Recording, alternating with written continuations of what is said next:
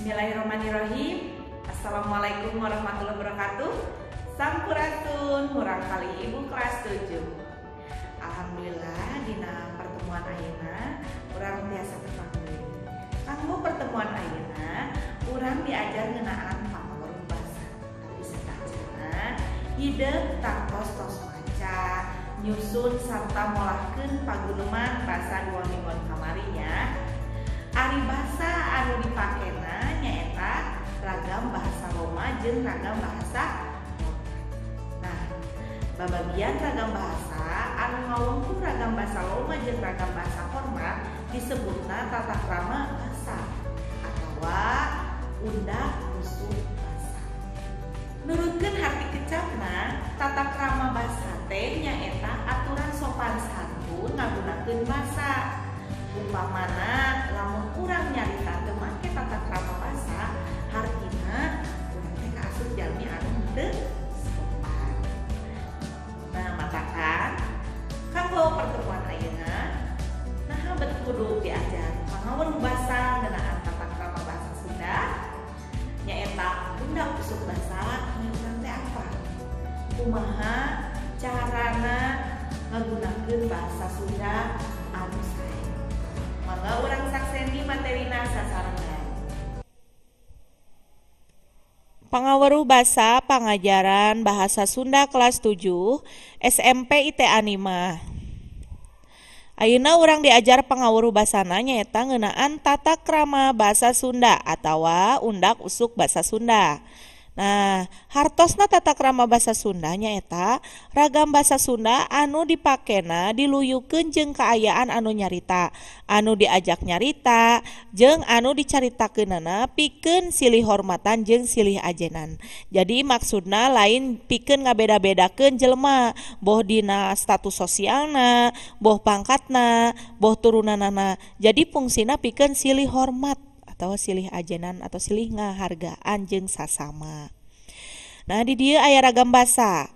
Ragam basa dibagi dua, kahijina nyaeta ragam basa hormat jeung ragam basa loma.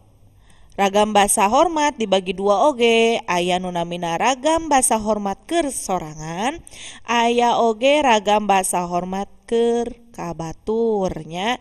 Ke urang bahas hiji-hiji ayeuna.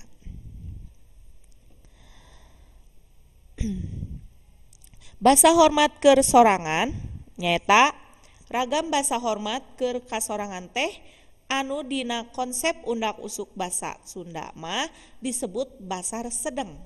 Nyaeta basa hormat anu dipake keur kasorangan, boh nyarita jeung sasama, boh nyarita jeung kasaluhureun atawa kasahandapeun. Saluhureun sahandapeun ieu teh maksudna dina umurna nya. Salianti eta dipake oge pikeun nyaritakeun sesama kasaluhureun jeung nyaritakeun sahandapeun. Ayeuna basa hormat keur kabatur. Basa hormat keur kabatur dina konsep undak usuk basa mah disebutna basa lemes ya. Nyaeta ragam basa hormat anu dipake atawa dilarapkeun kabatur, boh kasasama, boh kasahandapeun atawa saluhureun.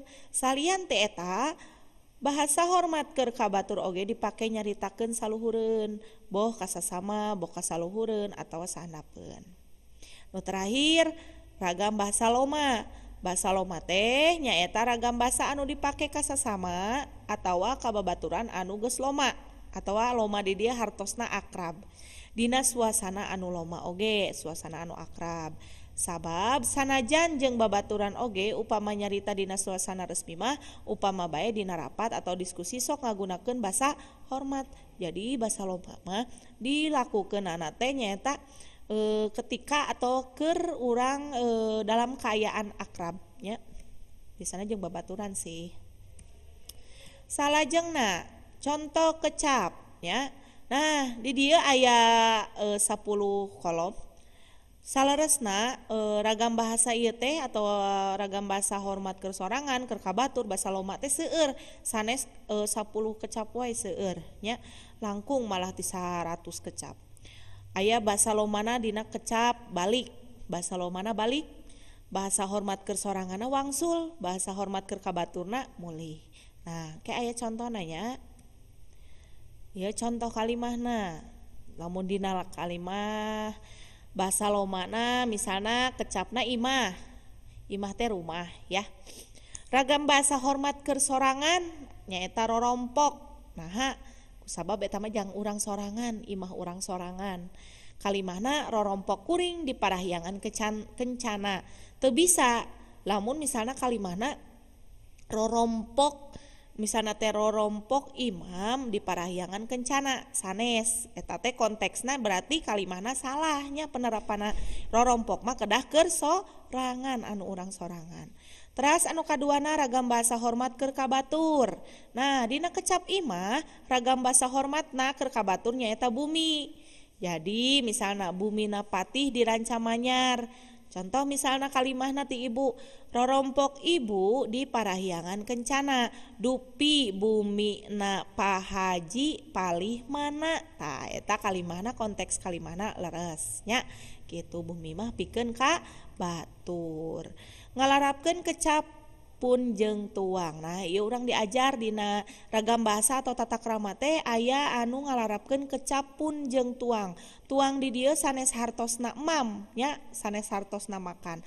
Oke, urang tinggal sasarengan. Nah, contoh kalimahna. Jadi urang bisa ngabedakeun kecap pun jeung tuang tingali dina kalimahna. Ayeuna pun adi tos kelas 4 SD.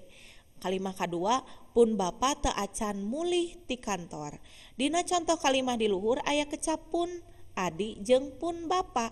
Kecap pun di dinya ngandung harti anu kuringnya. Jadi anu urang ieu teh lain anu batur. Bapa urang, adi urang tah. Ieu teh hartina anu kuring. Kepunyaan saya gitu. Nu kaduana contoh kalimah anu ngalarapkeun kecap tuang. Kamari abdi tepang sareng tuang rai. Nu kaduana dupi tuang rama aya di bumi. Dina contoh kalimah di luhur aya kecap tuang rai, tuang rama, kecap tuang di dinya ngandung harti anu anjeun. Nah, ieu mah sabalikna dina kecap pun. Lamun pun mah anu sorangan, lamun tuang mah anu batur gitu. Contoh kecap dina kecap pun aya pun adi, pun bapa, pun lanceuk, pun biang, pun anak, pun Alhamdulillah, pengajaran bahasa Sunda ngeunaan materi Undang Usuk Basa Sunda atanapi tata krama basa Sunda parantos ku urang dilakonan. Mangga salajengna hideuk ngerjakeun tugas ti ibu dina Google Classroom. Hatur nuhun kana perhatosanana, minggon payu urang tepang deui dina pengajaran bahasa Sunda bab salajengna eta lajeng kana bab 2. Assalamualaikum warahmatullahi wabarakatuh. Sampurasun kuring Sunda.